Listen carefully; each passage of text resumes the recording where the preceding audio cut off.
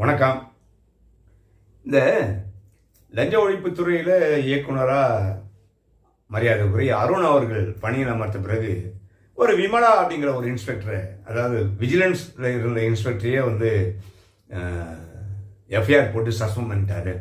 பாருங்கள், அவர் எவ்வளோ பெரிய நேர்மையான அதிகாரி அப்படின்னு சமூக வலைதளம், வாட்ஸ்அப்பு, மண்ணாங்கட்டி, தெருப்புழுதி எல்லாத்துலேயும் வந்துச்சு.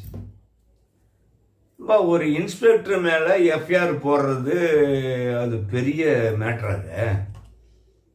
ஏங்க, லட்சமாக கோடி கோடியாக பலாயிரம் கோடிகள் ஊழல் நடந்து பல கோப்புகள் விஜிலன்ஸில் தேக்கத்தில் இருக்குங்க.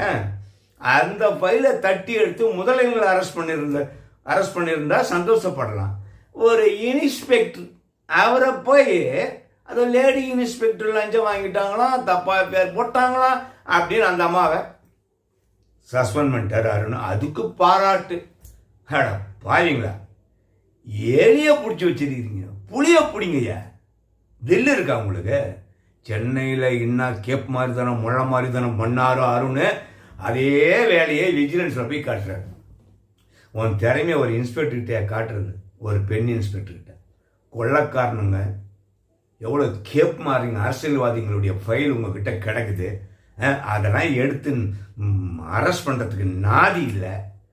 கடைசியில் பார்த்தீங்களா, அந்த அம்மா நேராக கோர்ட்டுக்கு போனாங்க. கோர்ட்டு காரி காரி காரி கழுவி கழுவி கழுவி ஊற்றிடுச்சு. எஃப்ஐஆர் போட்டது செல்லாது. எஃப்ஐஆர் போட்டதுக்கு பிரமே ஃபைஸே இல்லை, முகாந்திரமே இல்லை. ஆடாச்சு, எஃப்ஐஆரை கேன்சல் பண்ணுங்க, சஸ்பென்ஷனை ரிவோக் பண்ணுங்க, ஜாயின் பண்ண வைங்கடா அப்படின்னு கோர்ட்டில் ஆர்டர் போட்டாங்க. இப்போ எங்கேயா போனீங்க? அருணுக்கு விலங்கு பிடிச்சவங்க, பூஜா தூக்குனவங்க, ஜால்ரா தட்டினவங்களா? எவ்வளோ ஒரு கேவலமான வேலையை பண்ணியிருக்காரு பாருங்க அருண். கோர்ட்டு காரி துப்பிடுச்சு.